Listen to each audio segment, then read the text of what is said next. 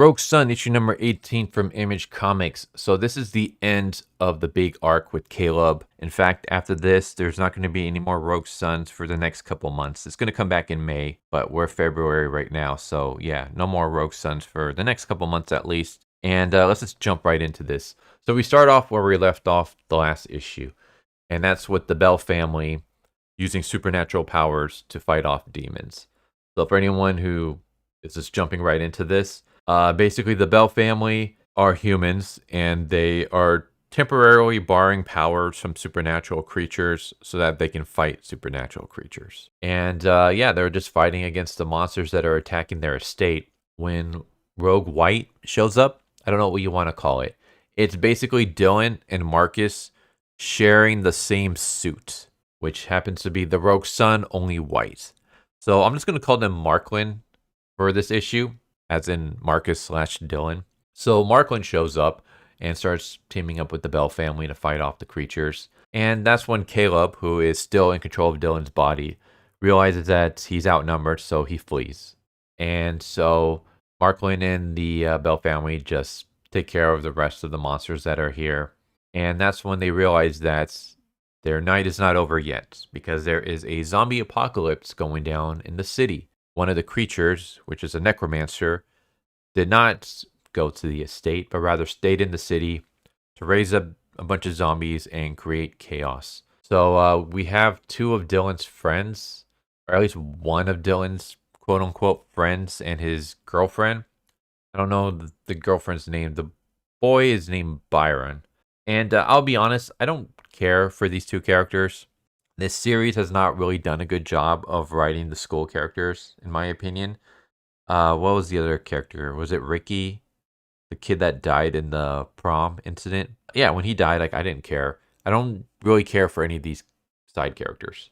They just haven't really been well developed, well written. They just kind of come across as cliche. I feel like they don't really contribute anything to the story. I think if you're going to have like side characters, they should contribute something. Like maybe they should bring another aspect of a character, of your main character.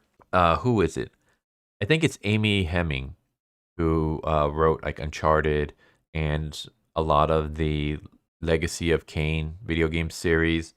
She basically has a style where all the side characters are there to show different aspects of the main character.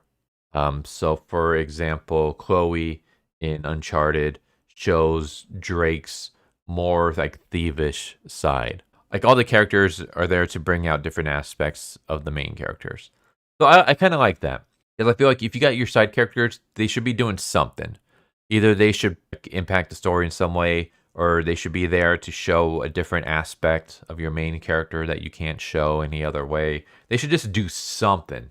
But these characters don't. They're just kind of there. So yeah, I don't care for them because I feel like they don't really contribute anything to the story. But for anyone who does like them, well, you're good because Marklin and the Bell family show up to save the day. So yeah, the two are able to leave while the family fights off the zombies and takes on the necromancer.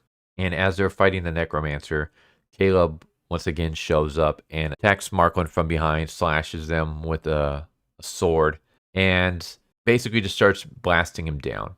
And we get this like argument between Marcus and Dylan, where Dylan's like, okay, like this is my fight, give me control. And Marcus refuses. Marcus is like, last time you fought, you got your ass handed. He's like, you're too experienced to be let off the leash.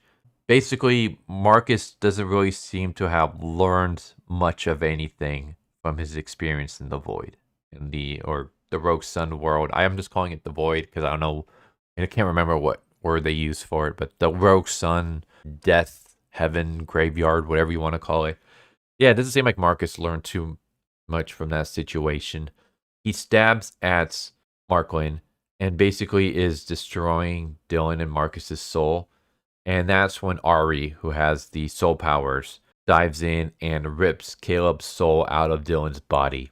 And then we basically get a spirit fight off where the three spirits are fighting each other. So the spirit of Marcus and Dylan are teaming up to fight the spirit of Caleb.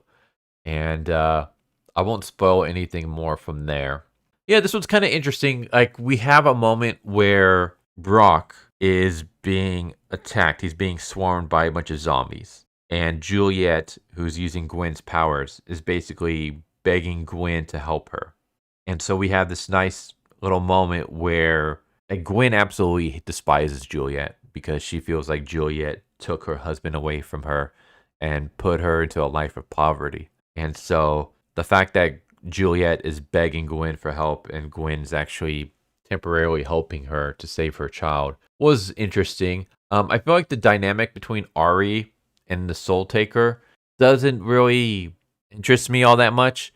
The one that interests me the most is actually the relationship between Brock and the I don't even remember his name, but the vampire slash werewolf hybrid. Where at first they're kind of antagonistic towards each other, but then over the course of the fight, they realize that they have a lot in common. Like the fact that they're both the youngest sibling, and because they're the youngest, they always have to do like twice as much just to get half the credit that their older siblings have. And so they actually start bonding during this fight and eventually become friends, or at least like they promise to hang out with each other after this is all said and done. So like, all right, that's kind of cool. That's a nice little character development there, especially for someone who like I just kind of saw as a scrub, because the vampire werewolf creature, he was like Dylan's first enemy, and he just kind of got. I don't want to say he got curb stomped because he put up a little bit of a fight since Dylan was trying to learn his powers, but he basically was like the very first obstacle that Dylan overcame, and we didn't really get much of him until now. So for a character that I always assumed was kind of a throwaway character, it's nice to see some development happening with him. And yeah, it's just a nice dynamic between him and Brock. Yeah, I'm going to stop the spoilers there. I'm only about like halfway. We still got more, but I don't want to spoil everything because I do think you should check it out. I like this. I thought this was good.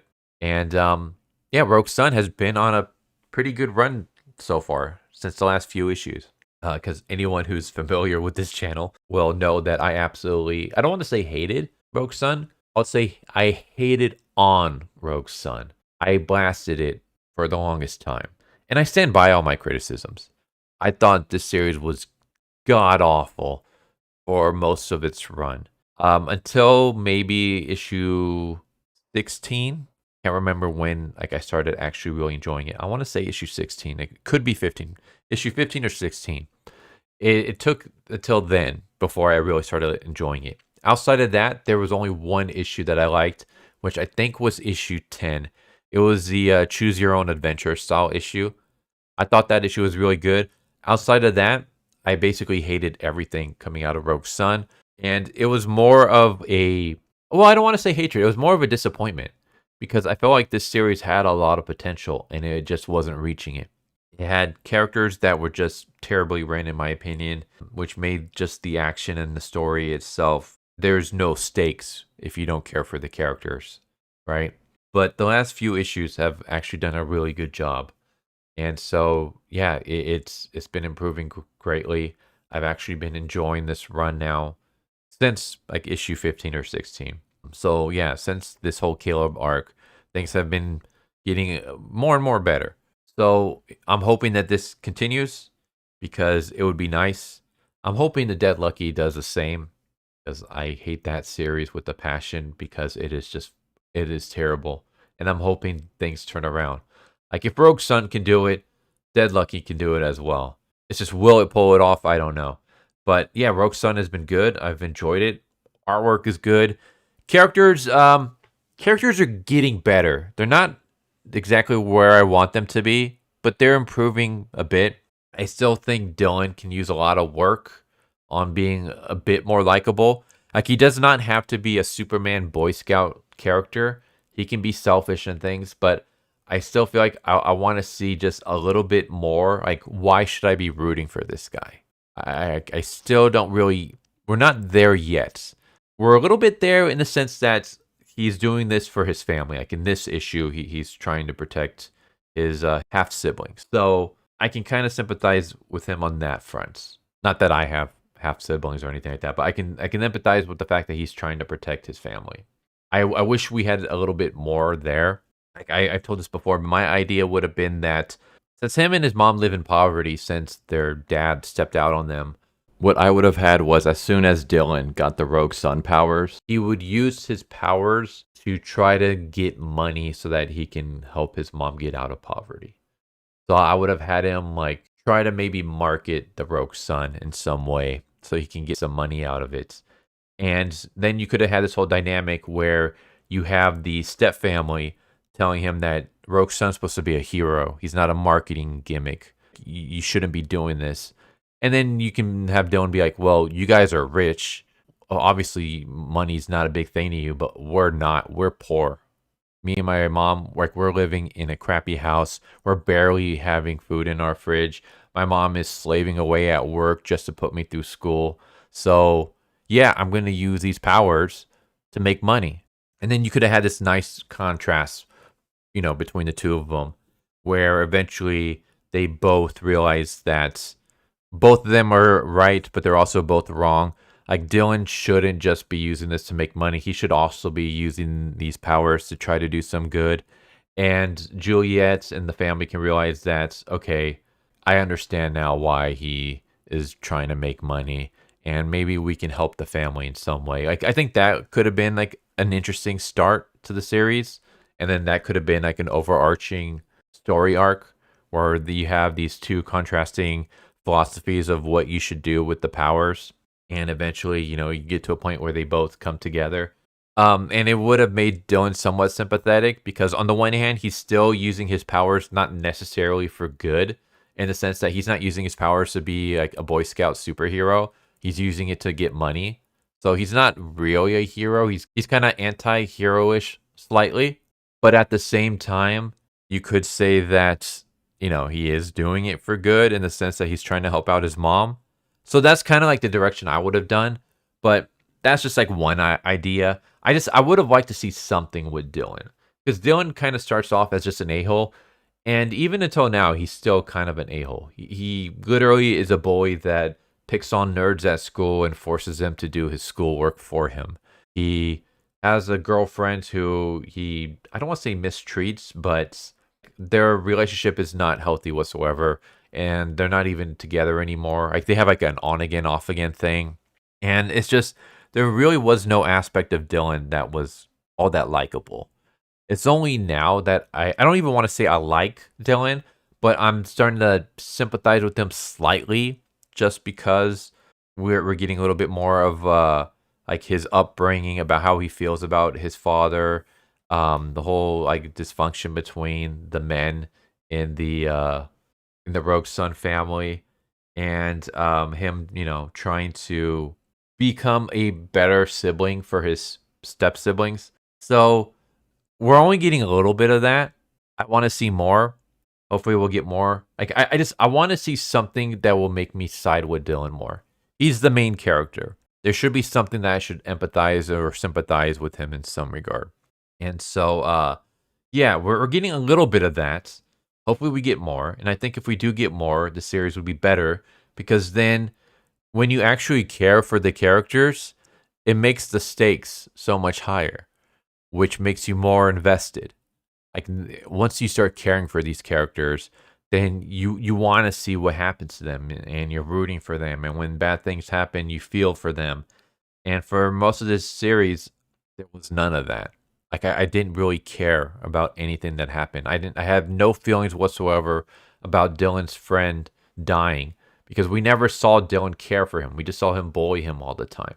So yeah, hopefully like things will start improving there a little bit more.